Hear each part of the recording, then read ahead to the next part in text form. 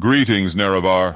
You have returned to the heart of Red Mountain, but this time you will not face me in battle. Instead, you will listen to me as I narrate some of the most terrifying tales from across Tamriel and beyond.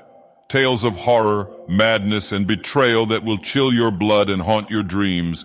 These are the stories that I have collected over the centuries, waiting for the day when you would come back to me. Welcome to Dagoth Ur's Creepypasta Corner. Are you ready to hear the truth? Here's my story. Be 16. Be black and have family down in Alabama. They farm and own a huge amount of land down in Huntsville. Uncle owns a big house and a bunch of trailers they put out in the woods for hunting or camping. Down south, cousins suggest that we go out there to camp, but no, I'm a city kid from Chicago, so they tease the fuck out of me. Collect food, kill a pig and some chickens, and bring necessities to camp out for a few days. We get to the camp, and it's obvious something is weird. Air has this weird electric smell like right before a storm, like ozone. We think nothing of it, and unpack and go down to a little creek to swim for a few hours. All of a sudden, some older white guy and a white teenager come out of the bushes. He has a shotgun in the crook of his arm and says hello and asks us what we're doing this far back in the woods. Tell him about my uncle, who he knows, and say we're camping out. He tells us we need to be real careful out here and stick together. There was a big animal in the woods. His son, who is my age, asks if he can stay and hang out with us. He says, okay, I'm going to stop green texting because the story is fairly long and the format is harder to write in. So we end up playing football. Dicking around with me, there's the white kid Tanner, 5 of my cousins, and then 4 of their friends. In total, there were 5 girls and 6 boys. We all were around 15, 17. We ended up just dicking the day away. So, we head back to the camp and pulling out some stuff for a campfire, even though the trailers both had kitchenettes. Tanner says that his family's property sits up against my uncle's.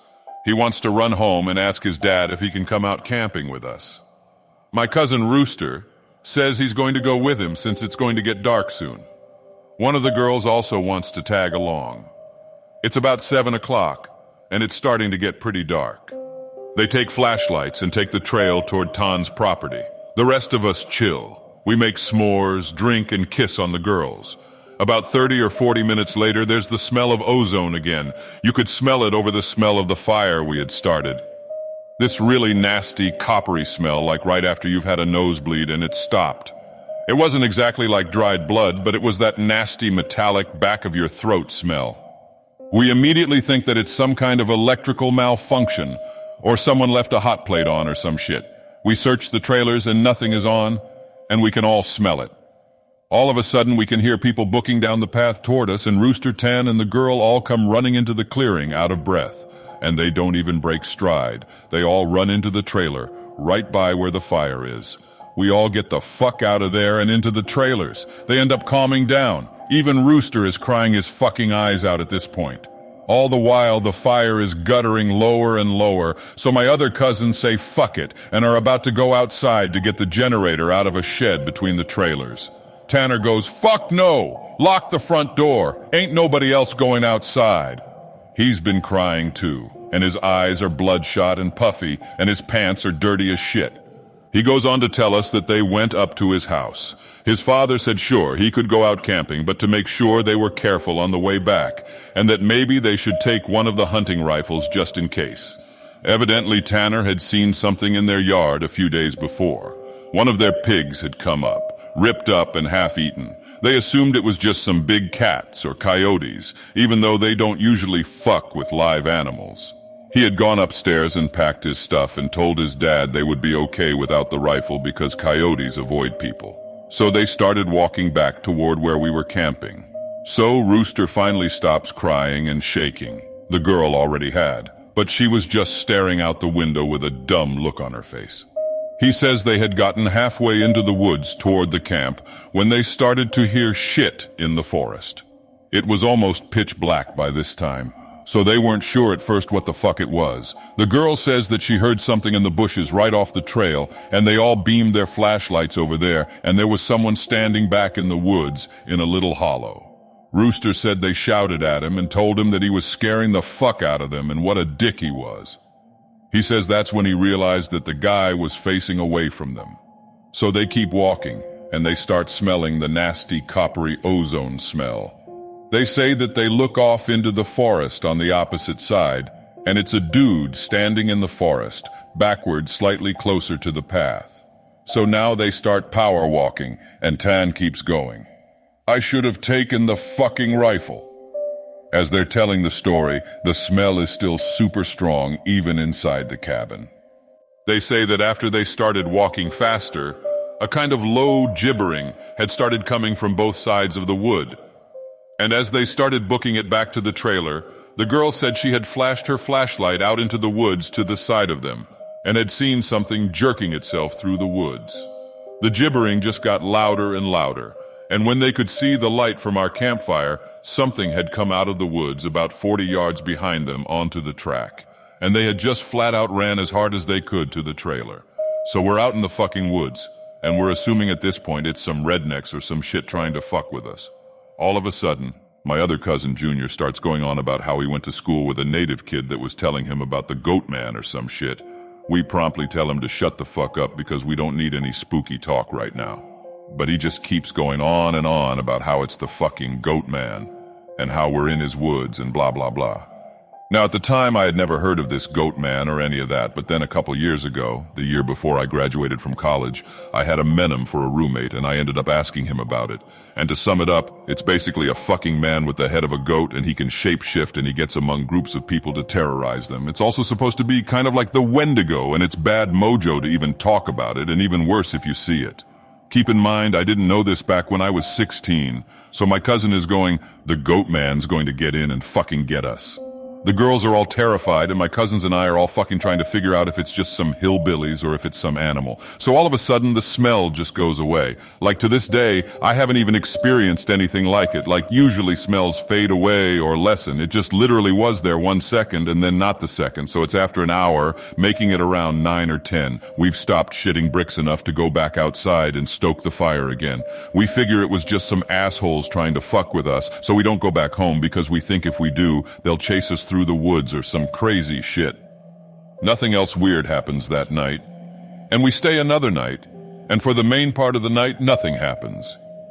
At about 1 in the morning, we're outside getting drunk and telling ghost stories. As someone is finishing some too spooky story, I don't remember what about, the smell comes back.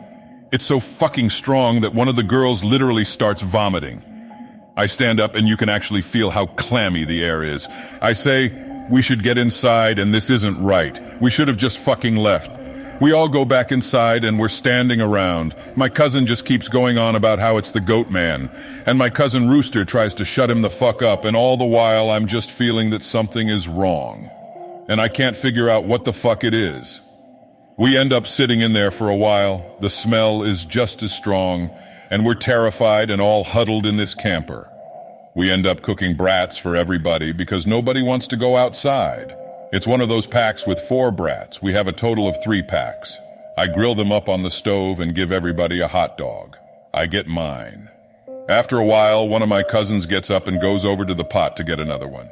He starts grumbling about how I get 2 brats and everybody else only got 1, and I look at him like he's fucking stupid. I tell him that everybody only got 1 because there were only 12 brats. If he wants more, he should open up a new pack and cook some more. That's when the girl that had been out with Rooster and Tan just starts screaming, "Oh Jesus, oh Lord, get it out!" She's crying and shivering, and then it dawns on the cousin standing up, what the fuck is wrong? Me and him both glance around the room, and then I feel my heart fucking sink. I run the fuck out of the cabin and the girl runs out with us. The trailer door is banging against the side of the trailer as everybody books out of the cabin. One of my cousin's friends asks us what the fuck was wrong. I start counting us. There's only 11 now. I shit you not, my cousin verified. There had been 12 people in the cabin, but being that everybody didn't really know each other well, nobody had really noticed the whole fucking time that there was an extra person. And then I realized earlier that I had kind of noticed something was off. You know how when you're just dicking around having a good time that you don't sweat the smallest shit and you don't always keep track of certain stuff? I'm dead sure that someone else had been in the trailer with us and that they had been there for at least a fucking day, eating with us. What makes it worse is I could figure out which one because I don't think anyone ever actually interacted with the other person, the Goatman. The girl kept praying to Jesus and we're all sitting outside. Eventually we get big-ass sticks and go back in the cabin, but there's nobody in there. We count again and there's 11 people. We go back into the trailer and lock the door. We explain what the fuck happened, and the girl says that she realized too, and that when he was about to say something, the person sitting next to her had grabbed her leg hard and leaned over toward her and said something she couldn't understand. So we are pretty much scared as fuck as we huddle together, and I fall asleep. When I wake up, the sun is just coming up and half the people are asleep and the other half are packing our shit up. We all want to walk back home, but like 4 people want to stay until the sun is all the way up. And some people think that we're just fucking around and still want to stay at the trailers. I just want to get the fuck out of the woods. The girl's name was Kira, the one that the Goatman had touched. Anyway, I asked her if she really thinks it was something bad, and she says she just wants to go home and she doesn't want to be out in the woods alone for another night. So we decide to split up. The 4 that want to go can go. But I have to stay because I have the keys to the cabin and it's my uncle's and I have to lock up.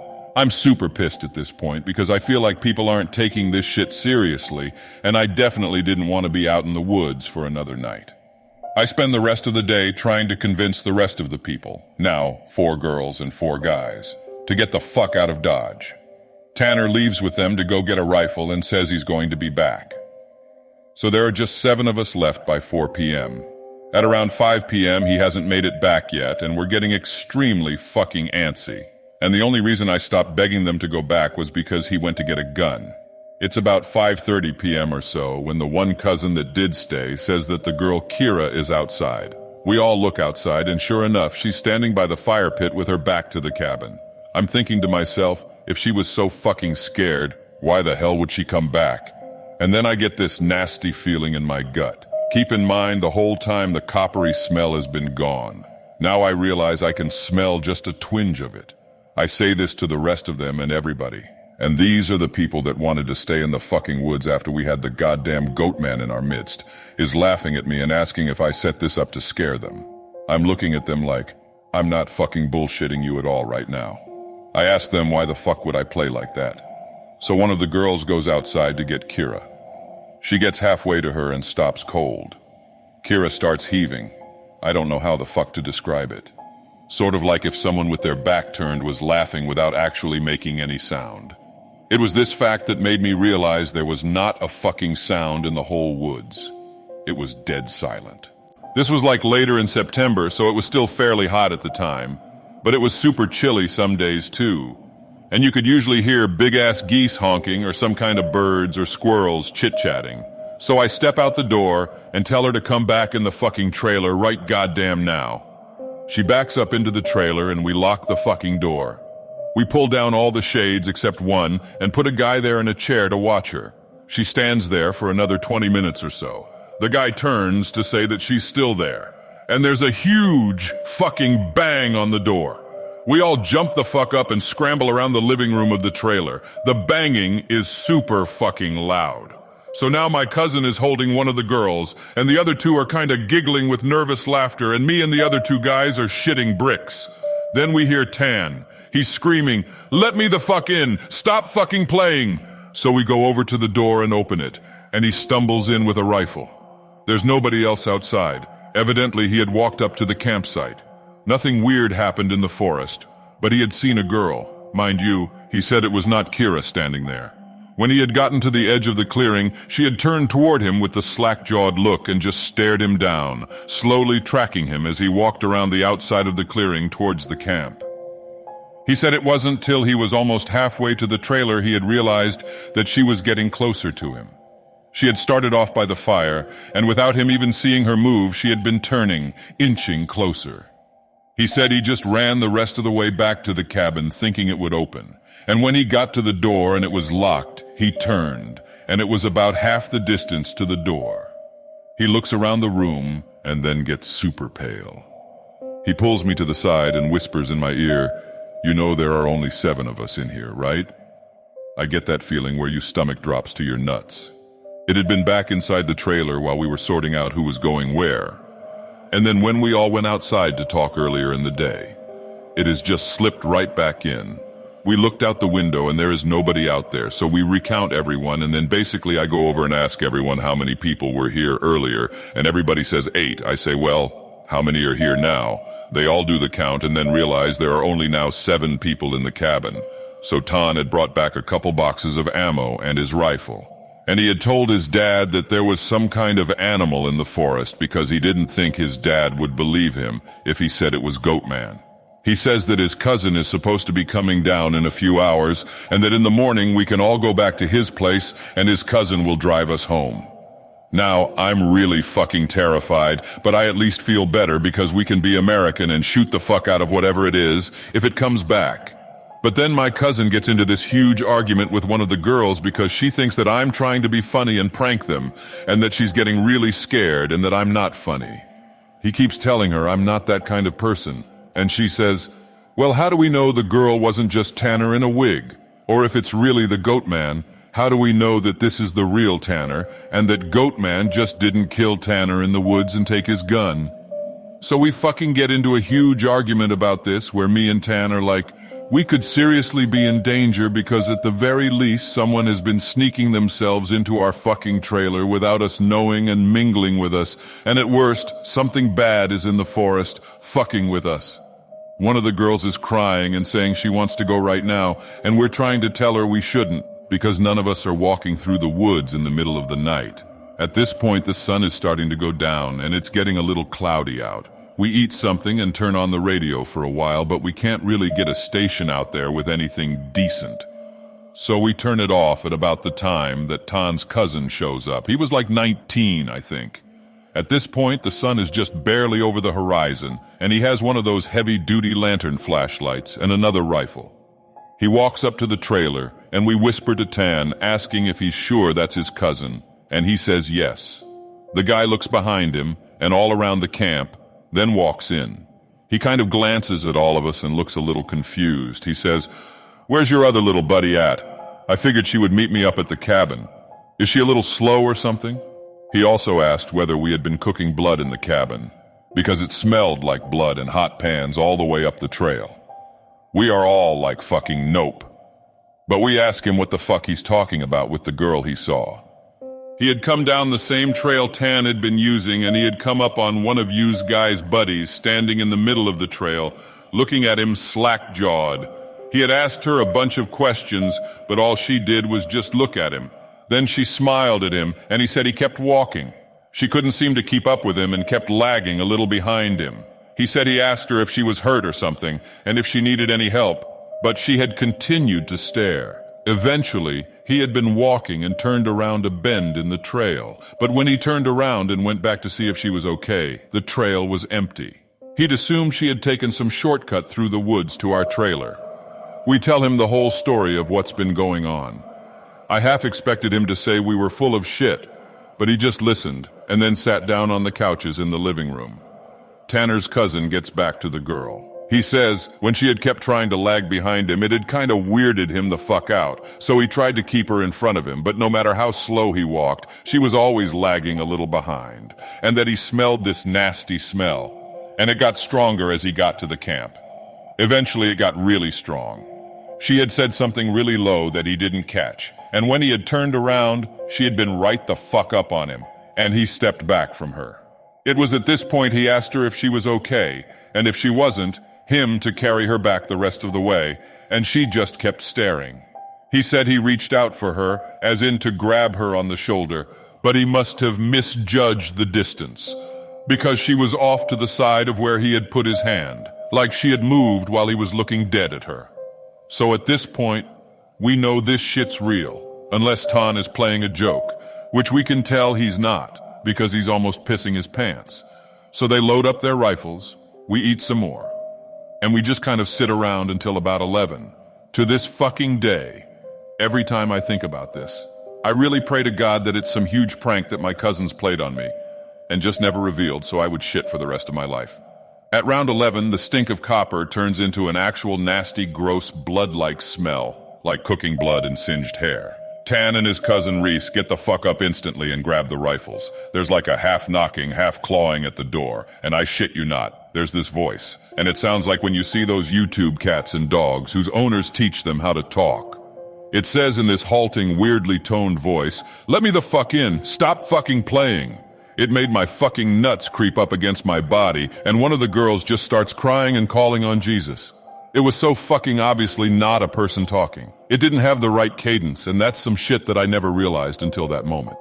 But all people have a certain cadence when they talk, no matter what language. All people have a certain kind of rhythm to talking. This shit didn't have any kind of cadence or rhythm. One of those YouTube cats, that's what the fuck it sounded like outside the door. So now I'm in full-on terror mode. We keep yelling outside, "Who is it? Stop fucking around, man." And it just keeps saying in or "let me the fuck in" for almost 15 minutes. So then the smell goes away for a while. And for the next hour or so, you can hear someone basically creeping around in the woods and shit. Every couple minutes it'll come back into the door and say something. Finally, when the smell fades away, it's around 2 in the morning right now. Reese says, "Man, fuck this," and opens the door and walks outside with his rifle. He fires a shot into the air and says something to the effect of, "In the name of Jesus Christ, go away." He fires 2 more times, and then from the woods right up against the river across from the trailer, it sounds like something is slowly gibbering and hooting. Then it starts screaming, and it sounds almost like a woman and a cat in a bag screaming together. Like, I seriously have never heard any shit like that. And you can hear the brush over that way start to shake. Reese fires over into the tree line, and then starts backing into the house. We lock the door, and we can hear this shit keening and screaming. Reese says something had come out of the bushes, super low to the ground and crawling toward the cabin. He had shot at it. Pretty much, that was how the rest of the night went. It was literally screaming constantly for the next 2 hours, and we could hear shit moving out into the tree line. But it never came back up to the cabin until everyone had finally fallen asleep. Tan had been sitting in the chair watching the door with his rifle. Nobody else heard or saw this, and he told me 2 days later, after the whole thing was over. He said he had been nodding off after the screaming and noises finally stopped, and he had been almost asleep when he saw someone come out of the bathroom and then lay down in the middle of the floor and go to sleep. He just assumed it was one of us, and he had nodded off. Then he said he kind of realized something was wrong, and while pretending to be sleeping, he counted us. There were 9 people in the cabin. He basically didn't want to try to shoot at the fucking thing in the cabin and have it kill us all then and there, or have Reese wake up and start shooting and then we kill ourselves. So he just stayed awake all night pretending to be asleep. He said sometimes it would stand up and kind of do this weird jittery thing or heave like it was laughing, but then it would lay back down. The story closes pretty weak because from my perspective, nothing happened. We woke up and I noticed that Tan was a little jittery and that he was avoiding looking at all of us. But we ate some breakfast, packed up and started walking to his house. He stayed last in the cabin and said he'd lock up and bring me my uncle's keys to just start walking and he'd catch up, which I didn't really want to fucking do. We got a little bit up the path, and when he came running up, basically we just jogged back to his house. His cousin took us home. There was a window in the bathroom. Tan had gone back to lock up and looked in there. We were too stupid to lock a screenless window. The window was fucking up when he went in there. I'm guessing it had been doing that all along, waiting for us to fall asleep or slip up, and then getting in among us. It walked with us all the goddamn way back to his house. And then he said it lagged to the back of the group and looked him dead in the eyes before walking into the woods. That was Anansi's Goatman story. Pretty crazy, Nerevar. You never know what lurks out there in the wilds. Anyway, if you liked the story, leave a thumbs up and subscribe to the channel to be notified of future episodes. Thanks for listening, Nerevar. Sleep well.